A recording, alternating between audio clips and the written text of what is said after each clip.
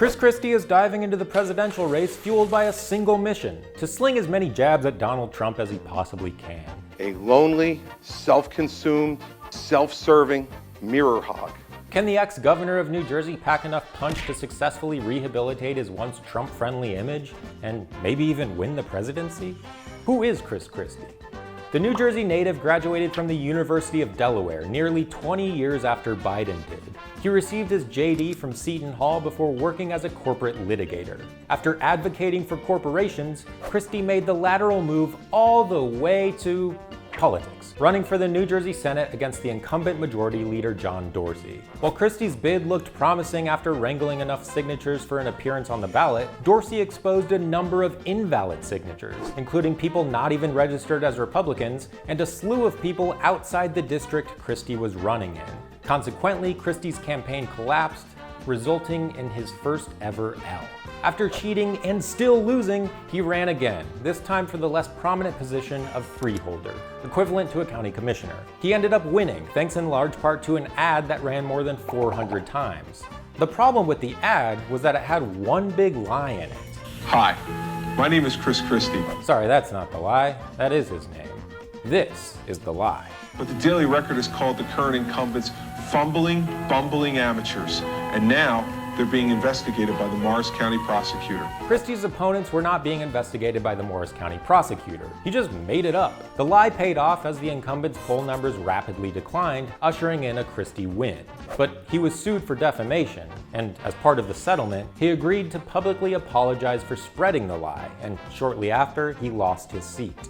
Christie briefly went back to his law firm and registered as a lobbyist, helping raise $350,000 for George W. Bush's campaign.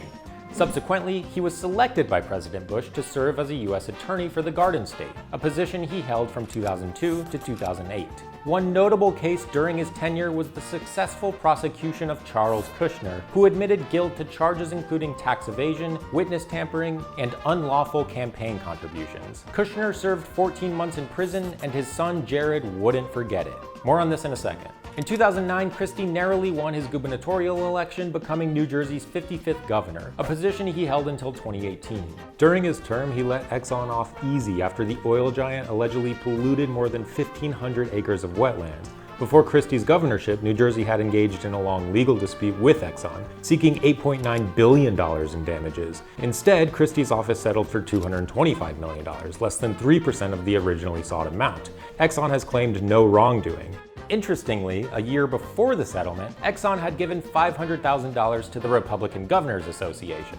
The chair at the time? Well, it was Chris Christie. During his governorship, Christie was accused of closing 2 lanes running from Fort Lee, New Jersey to the George Washington Bridges toll plaza, allegedly in retaliation for the town mayor's refusal to endorse his 2013 re-election bid. Children could not get to school, emergency vehicles were delayed, lives were put at risk, and all because the mayor of this town is a Democrat. Although Christie wasn't charged, an aide and a Port Authority official faced convictions that were later overturned by the Supreme Court.